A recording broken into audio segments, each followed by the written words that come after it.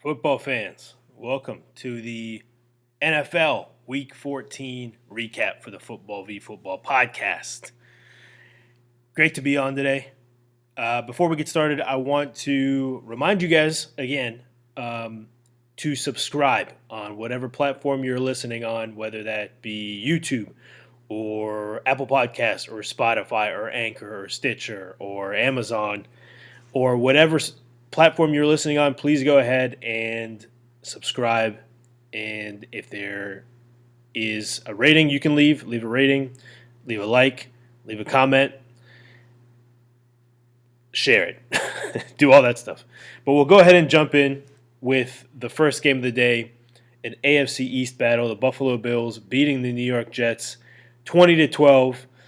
This was a defensive battle early. Quinnen Williams had a couple sacks for the Jets, and Greg Rousseau had a couple sacks and a pass defense for the Bills. It was 0-0, I think, for the entirety of the first half of this game. This was one of those classic East Coast December type of games.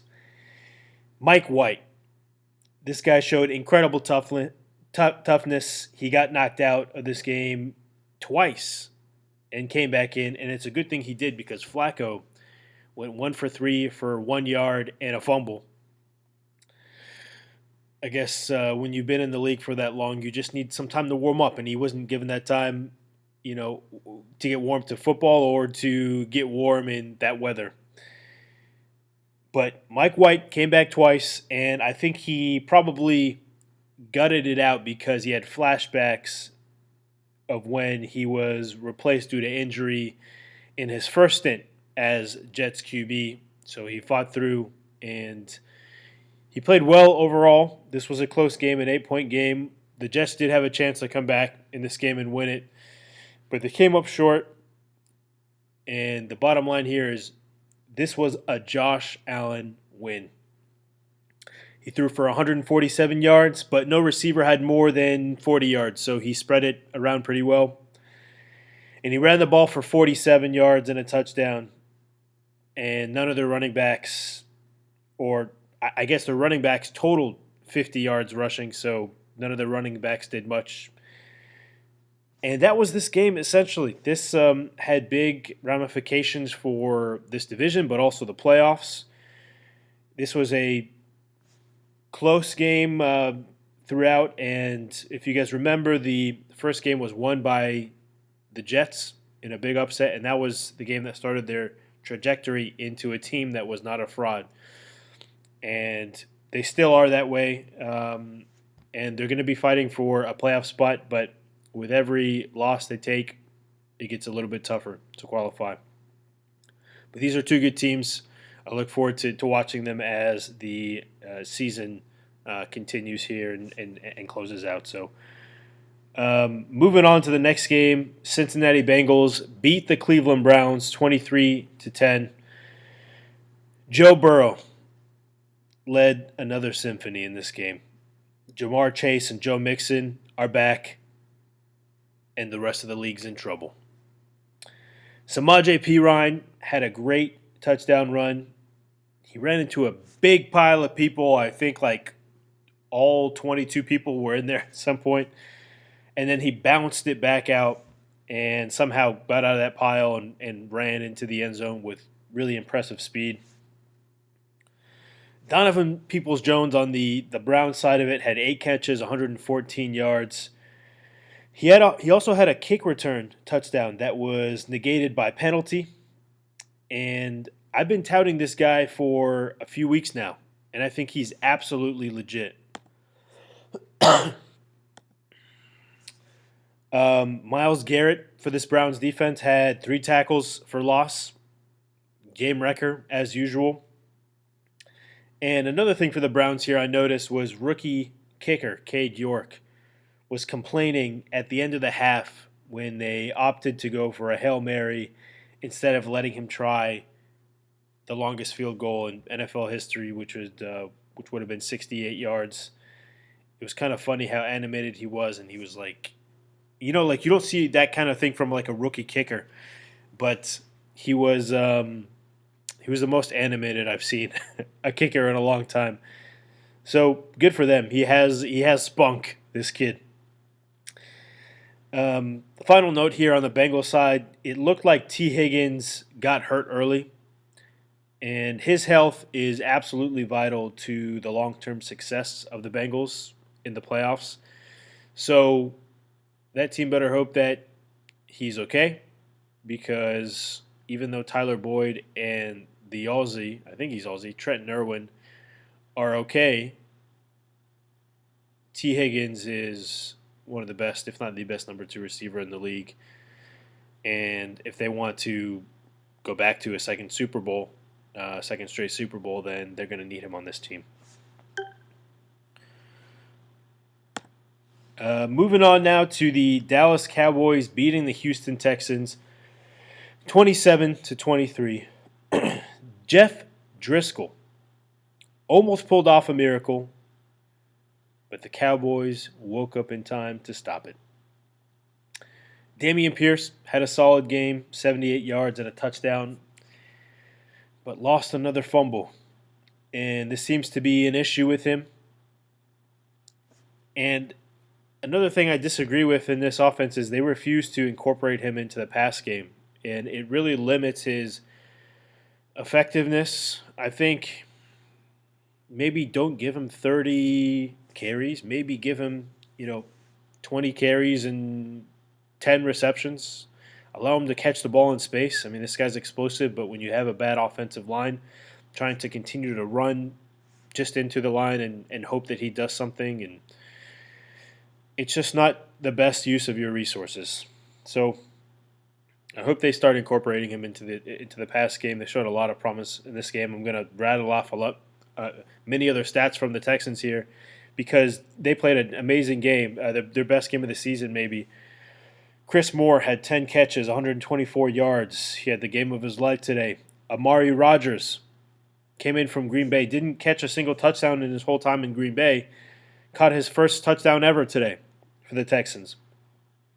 The Houston defensive backs had a great day. 11 total passes defense and 2 picks by Tremont Smith.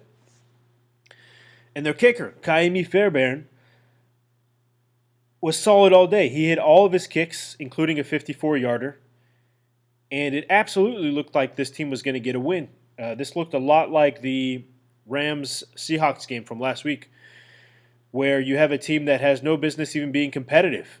And they are winning the game 23-20 late in the fourth quarter. But big catches for Dallas by Dalton Schultz and Noah Brown, who both had really good games. I think they both had about 80 yards or so receiving. Zeke and Pollard both ran for a score each, and then Pollard also caught a touchdown as well. So Pollard, 2 touchdowns in this game. Again, absolutely vital for this team and their offense. It took him so long to finally realize that he is the best weapon on this team. No one on Dallas played exceptional yards-wise. And Dak did, as I mentioned, make some mistakes today, and he continues to throw interceptions. He throws a lot of balls based on anticipation rather than what is open, and there seems to be a lack of synergy with him and some of his receivers. I think they just need to, I don't know, in practice they need to work on this more, or maybe there needs to be something that goes off in his head that if it's not there, don't throw it. Look elsewhere, throw it away, whatever. But I'm saying these things as thinking of the Cowboys as a Super Bowl contender. Like these are the things that need to get fixed for them. But you know what? This team did enough to win. Some of these great teams have these barely wins to bad teams.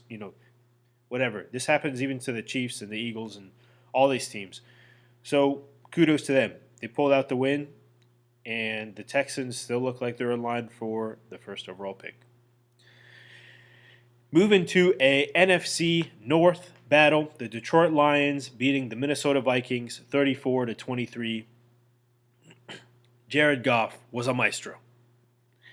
spreading the ball to DJ Chark and Amon-Ra St. Brown and Josh Reynolds and getting Jamison Williams his first touchdown catch on his first ever catch in his first ever NFL game. This was a guy that was highly touted rookie wide receiver who has been injured all year. Finally comes back in week 14, immediately contributes. You know what? Something just clicked with me. I'm gonna mention this a little bit later in the in the notes here. But on the Minnesota side, Dalvin Cook had 15 rushes for 23 yards and lost a fumble. This happens to some of these elite running backs sometimes. They have these games where they can't get it done, especially when they're a little bit older, like Dalvin Cook. But Justin Jefferson, 11 catches, 223 yards. And even though I think Devontae Adams is the best overall receiver in the league, Justin Jefferson has to be the best in the league at getting open. He has to be. He schemes his way to being open. After the catch, I don't know. He's not as good as Devontae, but the way that he finds seems even in tough defenses to get open, very impressive. So going back to that thing I mentioned earlier, so Vegas had the Lions as favorites for some reason. I thought for some reason going into this game, even though the Lions were 5-7 and the Vikings were 10-2, a 5-game delta in wins. And something similar happened, but not as crazy, last week when Vegas had the 4-7 Raiders favored over the 6-5 Chargers. So this got me thinking, what exactly does Vegas know that the public doesn't? And I've talked to some friends about this, and I'm trying to figure it out. I still don't know, but one thing that just kind of clicked with me is they were taking into account the return of Jamison Williams to the Lions to make this offense unstoppable. And it was correct, even though he only had one catch, but it was a 41-yard touchdown. So that was one thing that probably played into it that I didn't account for before. But Vegas has to know something. They got to know where are they getting this in, because the teams are the same. The Vikings weren't missing any players, as far as I know. The Lions, they were just getting this receiver back, but I don't know that they were getting anybody else back. So there was nothing crazy about this game to turn the tide like that. But if anybody knows this secret knowledge that Vegas has, because this is 2 weeks in a row now that I've been stunned that they've picked them as favorites, these losing teams. So if anybody knows, let me know. Moving on to the next game here, another divisional game, an AFC South game. The Jacksonville Jaguars beat the Tennessee Titans 36-22. Evan Ingram. 11 catches, 162 yards, and 2 touchdowns. This is the game I've been expecting from him since his New York Giants days. And he won it for the Jaguars today. He is a wide receiver with a tight end as his distinction. He is absolutely not. He wears number 17, just like a wide receiver. He looks like a wide receiver. He blends in with all those other guys, Zay Jones, Marvin Jones, Christian Kirk. He just blends in. They all look the same to me pretty much. And he blends in with them, but somehow he has the advantage of being a tight end and covered by sometimes linebackers instead of defensive backs. So he takes full advantage of that, and he absolutely took full advantage of that today, and they don't really have a tight end behind him. And, I started him in one of my fantasy leagues, and I had tried to pick him up in some other leagues before as well, but he was snatched up last week. But anyway, great game for Evan Ingram. This was his game. I have to give credit to his quarterback as well, Trevor Lawrence, 368 yards and 3 touchdowns and no picks. On the Titans side, they continue to be an inconsistent team, which doesn't bode well for them going into the playoffs. If they make the playoffs, I guess we'll see now. Derrick Henry totaled 155 yards and a touchdown, but lost two key fumbles in this game that really, this was a 14-point game. That's two possessions. So can't turn the ball over like that. Um, but yeah, Jaguars continue to. Well, both of these teams are pretty inconsistent, to be honest with you. Jaguars can be either really great or really bad, and same thing for the Titans. Um, Titans continue to miss Treylon Burks. Absolutely. He's a game changer for their team. So he was out for this game. If he ends up coming back next week or whenever he comes back, then they can, I think, get back on track a bit. But moving on to yet another divisional game. I didn't realize how many divisional games were this week. But the Philadelphia Eagles beating the New York Giants 48-22. Miles Sanders, 155 total yards, including 144 of those on the ground and a couple touchdowns. Jalen Hurts, another clean game. Just not making mistakes, which is the best thing he can do, to be honest. And on the Eagles' defense, Brandon Graham had 3 sacks, and they continue to be just the most well-rounded team in the league. And they continue to show it every week, and they seem to be a well-coached team as well. Just another trouncing here. The Giants' offense was pitiful. The Eagles focused on stopping Saquon Barkley and were absolutely successful. The Giants waved the white flag and put in Tyrod at some point in this game.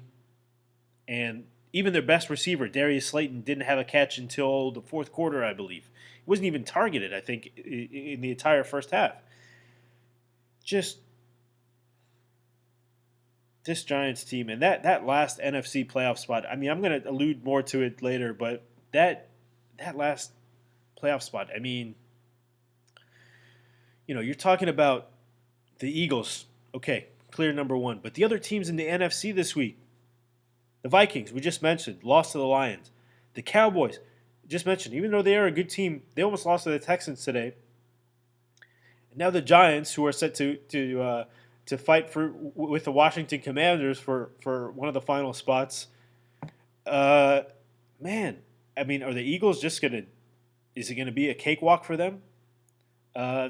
We will touch on the NFC West teams a little bit later, but it just seems like at the back end of this NFC playoff picture, looks to be pretty weak. But now we'll move on to, you guessed it, another divisional battle. In the AFC North, Baltimore Ravens beat the Pittsburgh Steelers 16-14. J.K. Dobbins, 120 yards and a touchdown, came right off IR and into the end zone and won this game for the Ravens.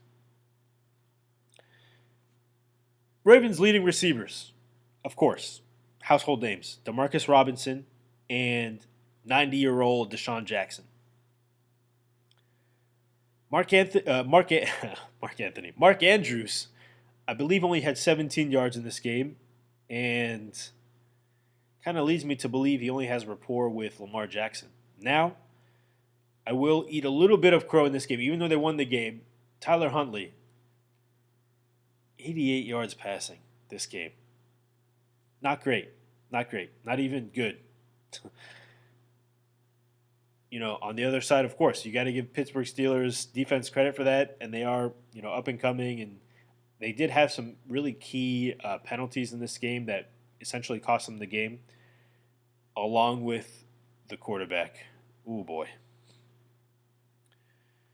Mitchell Trubisky, terrible game. 3 interceptions.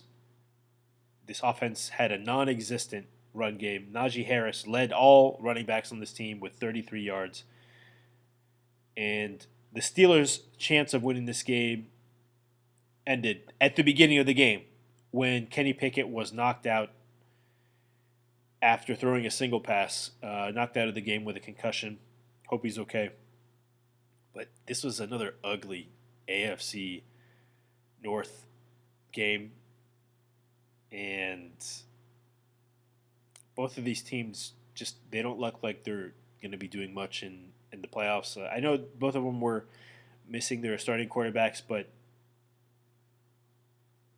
I don't know, I don't have a high opinion of Lamar personally. I don't think he's going to come back and do very much.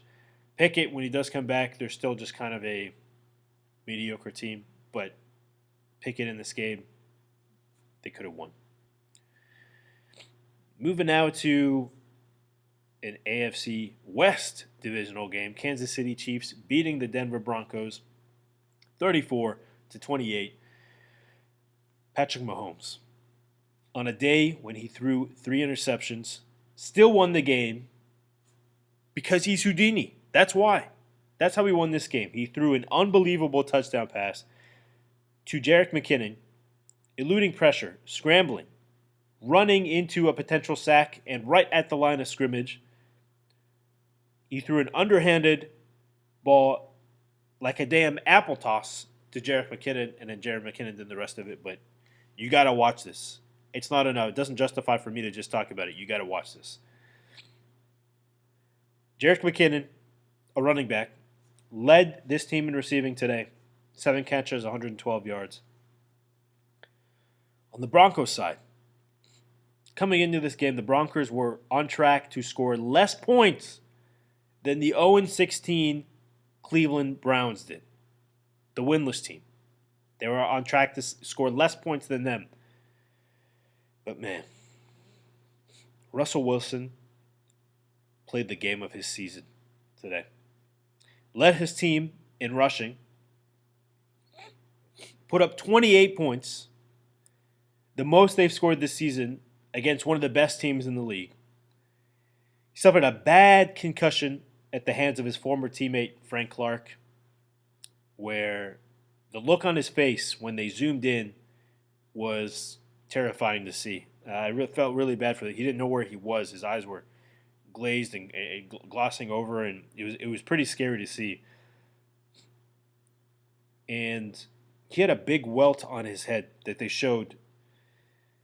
I haven't watched his post-game press conference. I've been watching it. I am a Seattle Seahawks supporter, and seeing what he's been going through this year has been, I don't know, it's been really upsetting to see.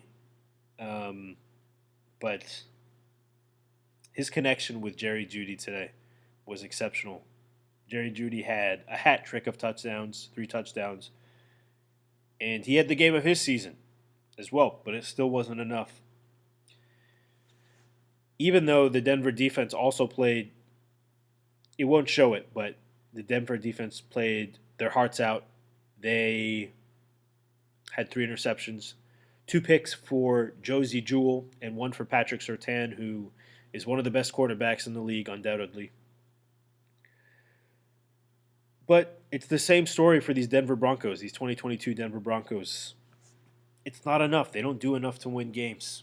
And they're stuck on 3 wins in Week 14. Good for the Seahawks draft pick. Bad for this team. Bad for this team. It's really a train wreck for them. They had a chance to win this game, but Chiefs too good and Broncos don't know how to win. Moving now to what was supposed to be a real close game, a really competitive game. The San Francisco 49ers versus the Tampa Bay Buccaneers, but it wasn't at all. 49ers beat the Bucs 35-7. The Bucs looked absolutely feckless. But Brock throws a purdy ball, and he shocked everyone by leading this team to a dominating victory. This was very nearly a 35-0 shutout. The Bucs were committing so many penalties. This team is so undisciplined in that regard. Their run game continues to be below average. Rachaad White lost the fumble, only had about 50 yards rushing. And Tom Brady is still not in sync with the great weapons that he has. Mike Evans, Chris Godwin, Julio Jones, Russell Gage, Scotty Miller, Cameron Brate, Kate Otten. There's no excuse, Tom. There's no excuse. I don't know if he doesn't practice. I don't know. Tom seems to be distracted with other things. But they need to get into that practice space and just practice with all your receivers. I mean, this was really embarrassing today for them. Meanwhile, on the other side, Christian McCaffrey totaled 153 yards and 2 touchdowns and is proving to be a team-changing addition and possibly a division-changing and a conference-changing and a league-changing addition to this team, which I, as somebody that's a fan of another team in the NFC West, absolutely despise. And as I watched, I just watched the Miami Dolphins game today, and they had 2 former Niners running backs, Raheem Mostert and Jeff Wilson. Jeff Wilson, by the way, is one of the most brittle running backs, one of the most brittle players. Seems to get injured almost every game. Raheem Mostert, his best days are behind him. So Mike Shanahan is looking like a genius right now, the way he's pivoted and found places for his running backs. And even Jordan Morris, their rookie running back, looks good. So he finds a way to run running backs into the ground, but while they're on his team, optimizes them. Absolutely. And the Niners, this Thursday night, they play the Seahawks in what was supposed to be a game for the NFC West title, but won't be. Because the Carolina Panthers beat the defenseless Seattle Seahawks 30-24. Folks, Geno Smith, the guy that doesn't make turnovers, the guy that doesn't throw interceptions. He had 3 turnovers today.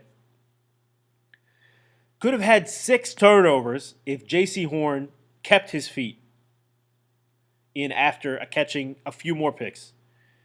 In fact, the Panthers defensive back, J.C. Horn, could have easily been Geno's leading receiver if he knew how to keep his feet in bounds. And that's no exaggeration. The leading receiver on this team had 5 catches. J.C. Horn could have had 6. The Hawks got run all over again. They got run on all over again, giving up 223 yards on the ground to a couple of average running backs. And I have to say, Pete Carroll, the experiment is over. You got to stop using 6 defensive backs and put some damn players in the box and stop the run. You got to do it. Seahawks had no run game today.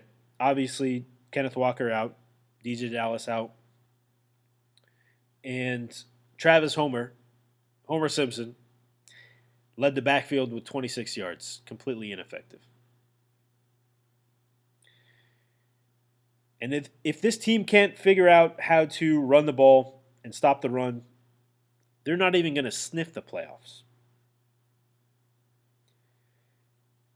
They got the Commanders and the Giants ahead of them in the standings right now. And I wouldn't have said this to start the season or even a month or 2 ago, but Giants and the Commanders look even better than this team, if you can imagine that. The Seahawks still have the Niners, the Chiefs, and the Jets on their schedule. Good freaking luck. So that'll do it for the Week 14 slate. This Week 14 recap on the Football v Football podcast. I want to thank you all for listening today on this quick recap show. I want to remind you, as I did at the beginning of the podcast, go ahead and subscribe if you're watching on YouTube or listening on any of the podcast platforms. You can also follow us on Instagram and Twitter. And you can support this podcast by going to Ko-fi and finding our page there, ko-fi.com/football v football. So thanks all for tuning in today. Hope you enjoyed this podcast. We'll be back soon with another one. Have a fantastic day, football fans.